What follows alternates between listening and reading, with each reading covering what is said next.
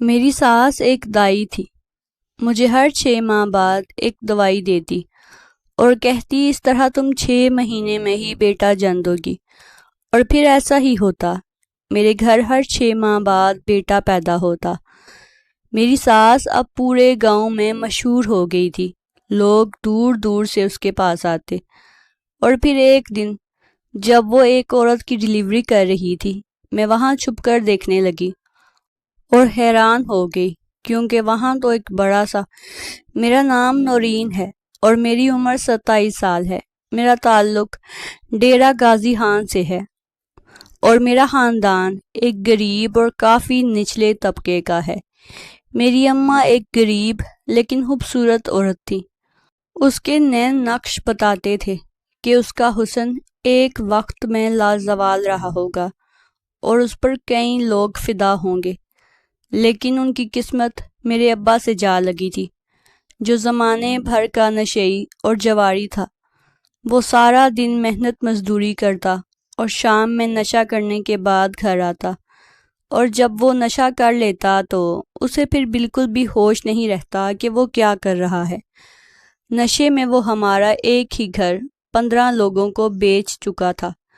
وہ تو ہمارے محروم دادا کی دور اندیشی تھی کہ انہوں نے یہ چھوٹا سا گھر مرنے سے پہلے اماں کے نام کر دیا تھا، ورنہ ابا تو کب کا ہمیں بے گھر کر چکا ہوتا۔ امی کا حسن تو جیسے ابا کے لیے کچھ بھی نہیں تھا، کیونکہ ابا بہت ناقدرہ تھا۔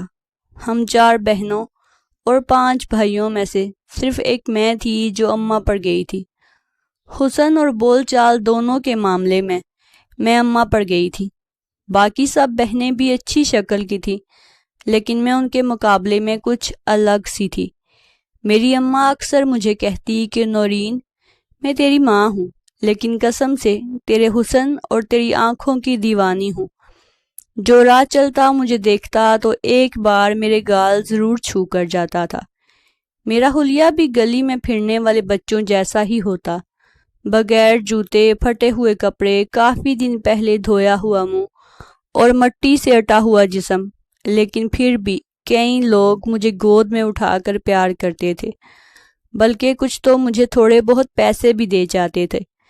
وہ میری معصومیت اور خوبصورتی کے تھے یا پھر طرز کے، میں آج تک نہیں جان پائی تھی، لیکن مجھے بس یہ خوشی تھی کہ مجھے جس دن کوئی گود میں اٹھاتا، اس دن اماں کو رات کے وقت کھلونے بیچنے نہیں جانا پڑتا تھا۔ میں چاہ کر بھی کبھی اپنی خواہشات پوری نہیں کر سکی تھی، اور مجھے آگے کے لیے بھی کوئی آس نہیں ہے کہ میری کسی قسم کی بھی خواہشات کبھی پوری ہوں گی بھی یا نہیں، کیونکہ ایک غریب کی بیٹی کو ایک غریب گھر ہی مل سکتا ہے۔ نہ میرے لیے اب کوئی شہزادہ تو نہیں آئے گا نا، اور اسی وجہ سے میں خاموشی سے بس دن رات گزار رہی تھی اور اللہ سے دعا کرتی تھی کہ کاش میں مر جاؤں، کیونکہ جہنم میں زندگی گزارنے سے اچھا تھا کہ میں زندہ ہی نہ رہتی۔ لیکن کیا کر سکتے ہیں، ایک غریب تو اچھے سے مر بھی نہیں سکتا، کیونکہ ہمارے ہاں جنازے اور تدفین کے لیے بھی قرضہ لینا پڑتا ہے، اور میں اپنے ماں باپ کو اس مشکل میں نہیں ڈالنا چاہتی تھی، اس لیے جیسے چل رہا تھا ویسے زندگی گزار دیتی تھی۔ میری زندگی میں بس ایک اچھی چیز تھی، اور وہ تھی میری شکل۔ میں غریب ضرور تھی، لیکن حد حسین کہ میری اماں مجھے چاند کا ٹکڑا کہتی تھی، اور میں اس بات پر ہنس دیتی تھی کہ لو بھلا، کسی غریب کی بیٹی بھی چاند کا ٹکڑا ہو سکتی ہے۔ لیکن اماں بھی بڑی بھولی تھی۔ میں نے اکثر اماں کو روتے ہوئے دیکھا تھا، اور اس کے آنسوؤں میں بے بسی ہوتی تھی جو صاف نظر آتی تھی، مگر ہم بھی کیا کر سکتے تھے۔ اماں اکثر مجھے دیکھتی اور میرے ایک ایک نقش پر ہاتھ پھیرتی اور کہتی کہ بیٹا، کاش میں تمہیں دنیا کی ہر سہولت دے سکتی جو تمہارا حسن اور تمہاری خوبصورتی کے حساب سے تمہیں مانگ ملنی چاہیے، لیکن میں ایک بدقسمت ماں ہوں جو اپنی اولاد کو کسی قسم کی خوشی نہ دے سکی۔ اماں اکثر ایسی باتیں کرتی کہ رونا شروع کر دیتی، اور میں بس اسے چپ کرواتی رہ جاتی، کیونکہ قصور تو اس کا بھی نہیں تھا۔ وہ محنت کرتی تھی، لیکن اس نے اس غریبی میں بھی مجھے بڑے لاڈ سے رکھا تھا۔ میں 7 سال کی تھی جب میرے پورے خاندان سے میرے لیے رشتے آنے شروع ہوئے۔ اس کی وجہ میرا حسن اور میری دودھیا رنگت تھی۔ جو بھی مجھے دیکھتا وہ ٹکٹکی باندھے بس دیکھتا ہی رہ جاتا تھا۔ کانچ جیسی نشیلی آنکھیں، لمبے شہد رنگ کے بال، سفید دودھ جیسی رنگت، ملائی جیسی چمکدار جلد مجھے 7 سال کی عمر میں ہی منفرد بناتی تھی۔ میری امی اور ابا کو سب بہن بھائیوں کے مستقبل اور ان کی شادیوں کی فکر تھی، بلکہ ان کے تو کھانے پینے تک کی فکر ہوتی۔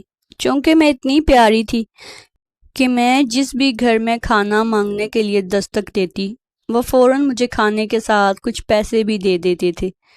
اس لیے میری شادی کی بھی فکر نہیں تھی، کیونکہ وہ جانتے تھے کہ میرا کہیں بہت اچھی جگہ پر رشتہ ہو جائے گا۔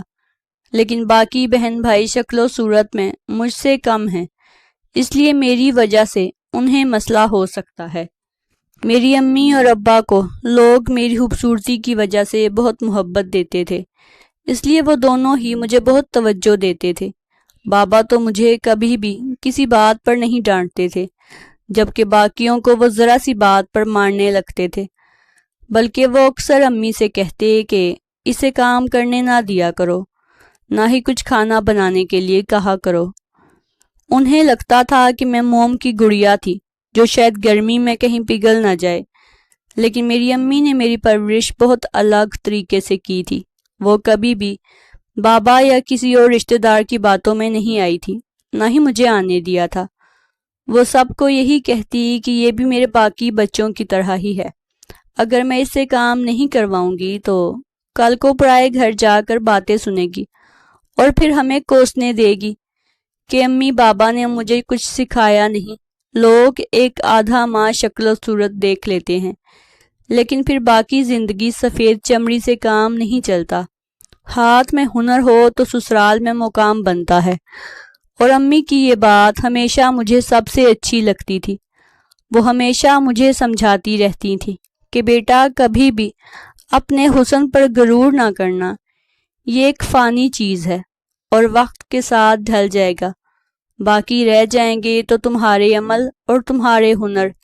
اس لیے کبھی بھی اپنے بہن بھائیوں کو یا پھر اپنے شوہر کو بھی اپنے سے کمتر مت سمجھنا، اور شکل و صورت کے حساب سے لوگوں سے پیش مت آنا۔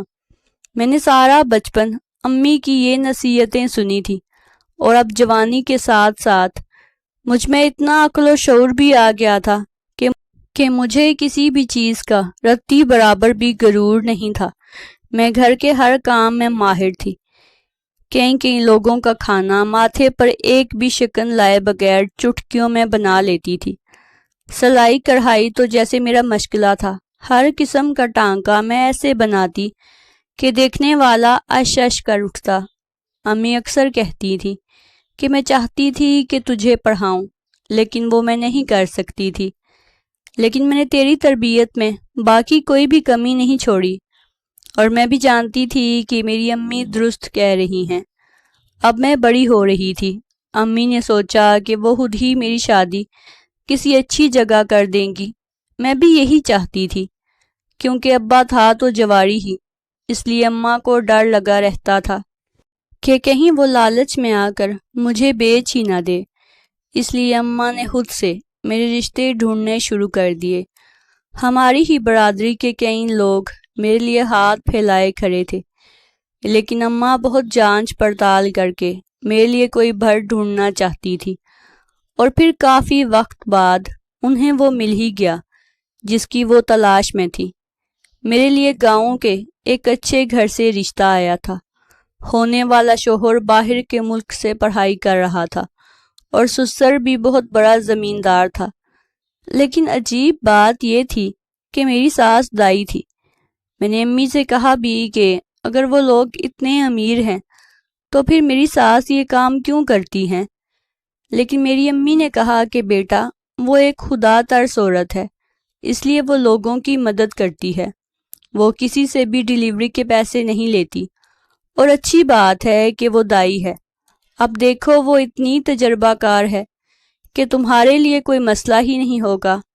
آخری بات سن کر میں شرما گئی اور اپنے کمرے میں آ گئی۔ اب میں بھی اپنی شادی کے دن گن رہی تھی۔ میری ساس میرے شوہر کی تصویر بھی دے گئی تھی، اور جب میں نے تصویر دیکھی تو میں خوشی سے باغ باغ ہو گئی تھی، کیونکہ جیسا میں نے سوچا تھا حسن اس سے بھی کئی گنا زیادہ اچھا اور حسین تھا۔ اسے دیکھ کر میرے دل میں جتنے بھی شک و شبہات تھے سب ختم ہو گئے تھے، اور میرا دل بھی اب کر رہا تھا کہ بس جلدی سے شادی ہو جائے۔ اب میں دن رات اپنے شوہر کے ہی خواب دیکھتی رہتی تھی اور اسی کے بارے میں سوچتی تھی۔ میری اماں جہیز کے لیے جو بھی کپڑے بناتی تھی میں وہ جب بھی پہن کر دیکھتی تو اپنے آپ کو خیالوں میں حسن کے ساتھ کھڑا محسوس کرتی، اور دل ہی دل میں سوچتی تھی کہ نہ جانے حسن بھی میرے بارے میں ایسا ہی سوچ رہے ہوں گے، یا پھر انہیں ہماری شادی کا ایسی شدت سے انتظار ہوگا بھی کہ نہیں۔ مجھے ایک بات کا ڈر تھا، اور وہ یہ کہ حسن باہر سے پڑھ کر آئے تھے، اور باہر پڑھ کر آنے والے مردوں کے بارے میں میری کزنز مجھے آج کل بہت زیادہ باتیں سنا رہی تھی۔ کسی کو کوئی بھی واقعہ ایسا نظر آتا تو وہ میرے پاس لے کر آتی۔ مجھے سمجھ آ رہا تھا کہ وہ یہ سب کیوں کر رہی تھی، کیونکہ اس وقت وہ شدید جلن کا شکار تھی، اور انہیں سمجھ نہیں آ رہا تھا کہ اپنی بھڑاس کیسے نکالیں، کیونکہ بچپن سے ہی وہ سب مجھ سے جلتی رہتی تھی، اور اب مجھے حسن جو مل رہا تھا اس لیے وہ میرا دل اس کی طرف سے کھٹا کر رہی تھی۔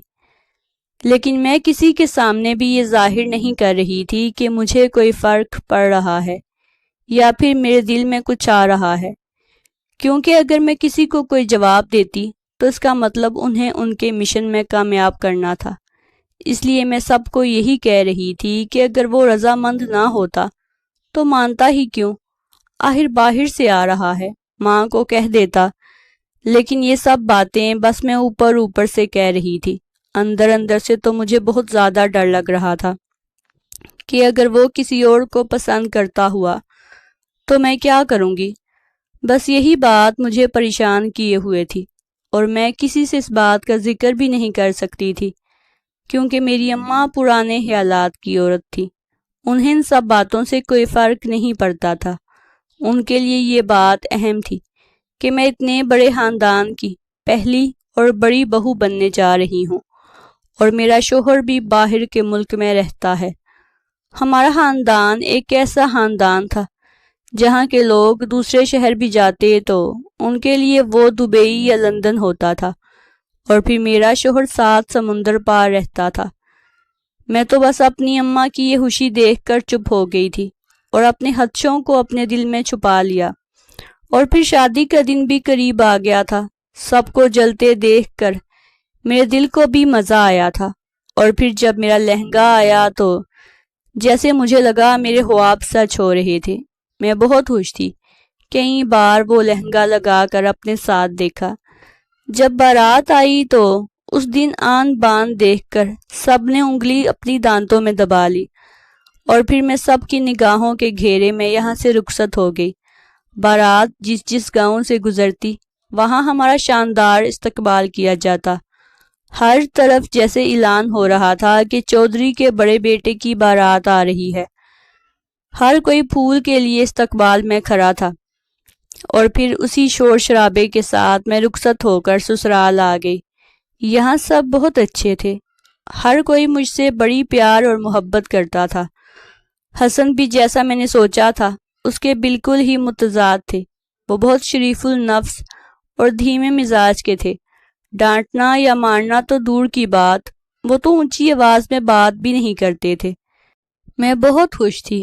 اس ساری صورتحال میں بس ایک عجیب سی چیز مجھے نظر آئی تھی، اور وہ تھی میری ساس۔ اس نے ہر وقت گھونگھٹ اوڑھا ہوتا تھا۔ میرے سسرال میں پردے کا کافی خیال ہوتا تھا۔ میری بارات والے دن بھی بس خاندان کے لوگوں نے ہی مجھے دیکھا تھا، اور باقی وقت میں نے گھونگھٹ اوڑھ رکھا تھا۔ لیکن عام دنوں میں ایسی کوئی بھی پابندی نہیں تھی، ہم جیسے مرضی حویلی میں گھوم سکتے تھے۔ لیکن ساس پھر بھی گھونگھٹ نہیں اتارتی تھی۔ یہ بات مجھے بہت عجیب سی لگ رہی تھی۔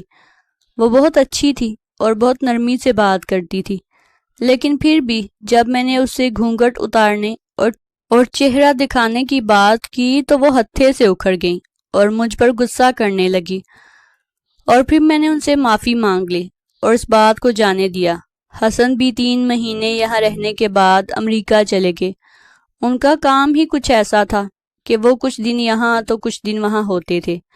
ان کے جانے کے تیسرے دن مجھے اپنے اندر پلتی ایک زندگی کا احساس ہوا، اور میں نے سوچا کہ یہ خبر اپنی ساس کو سناؤں، اور میں جب گئی تو وہ پورے گھر میں کہیں بھی نہیں تھی۔ پھر ملازمہ سے پتہ لگا کہ وہ مہمان خانے میں ہیں۔ میں وہاں گئی تو میری ساس کام کر رہی تھی۔ میں نے انہیں یہ خبر خوش ہو کر سنائی تو انہوں نے اپنا گھونگھٹ ذرا سا سرکایا اور مجھے مبارکباد دی۔ وہ اس وقت واقعہ ہی میں بہت خوش لگ رہی تھی، اور ان کی خوشی میں نے بھی محسوس کر لی تھی، اور میں اندر تک سرشار ہو گئی۔ اور انہوں نے مجھے کہا کہ دیکھو بیٹی، مجھے لوگوں کے بچے پیدا کروانے کا بہت تجربہ ہے، لیکن میں کوئی دقیانوسی ماں نہیں ہوں، اس لیے میں تمہارا علاج خود کروں گی۔ تمہیں بہت ساری دعائیں میں گھر پر تیار کر کے دوں گی، اس لیے تم فکر نہ کرنا، اور گھر کا بھی آج سے تم کوئی کام نہیں کرو گی۔ مجھے بہت خوشی ہوئی کہ میری ساس اتنی اچھی ہے، اور پھر امی مجھے روز دوائی دینے لگی، اور تیسرے ہی مہینے میں میرا پیٹ اتنا پھول گیا جیسے آخری کے دن چل رہے ہوں۔ میں بہت حیران تھی۔ میں نے اپنی ساس کو بتایا کہ میرے ساتھ یہ سب ہو رہا ہے۔ مجھے لگا تھا کہ وہ بھی میری طرح پریشان ہو جائیں گی، لیکن انہوں نے کہا کہ بیٹا، یہ میری خاص دوا کی وجہ سے ہے۔ اس میں 9 ماہ کے بجائے بچہ 6 ماہ میں ہی پیدا ہو جائے گا۔ تم بس پریشان نہ ہو اور مجھ پر بھروسہ رکھو، اور جیسے ہی میں تمہیں دوا دیتی ہوں ویسے ہی لیتی رہو۔ میں بھی چپ کر گئی اور سوچا کہ ان کو زیادہ پتہ ہوگا، کیونکہ میں تو ابھی بچی تھی، اور مجھے میری امی نے سمجھا بجھا کر بھیجا تھا، بیٹا چاہے کچھ بھی ہو جائے، اپنی ساس سے کسی قسم کی بھی بحث نہ کرنا، اور وہ جو کچھ بھی کہے چپ کر کے مان لینا۔ اس لیے میں خاموش ہو گئی، اور دن گزر گئے، اور پھر واقعہ ہی میری ساس کا کہا سچ ہو گیا۔ مجھے 6 مہینے میں ہی شدید درد اٹھا تھا، اور میری ساس فوراً سمجھ گئی کہ وقت قریب آ گیا ہے۔ وہ مجھے ایک کمرے میں لے گئی جہاں کوئی بھی نہیں تھا، اور انہوں نے میری ڈیلیوری کر دی۔ میرا بیٹا پیدا ہوا تھا، اور وہ بھی اتنا تندرست اور صحت مند تھا کہ اسے دیکھ کر کوئی بھی نہیں کہہ سکتا تھا کہ یہ 6 ماہ میں پیدا ہوا ہے۔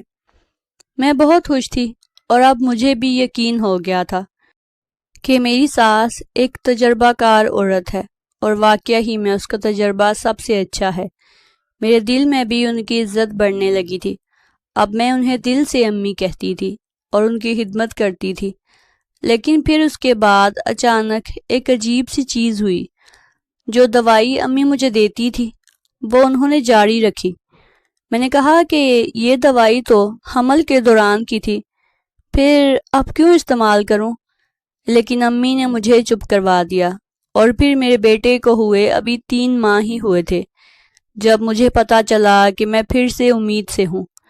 میں بھاگ کر اپنی ساس کے پاس گئی اور انہیں بتایا کہ میرے ساتھ یہ ہو رہا ہے۔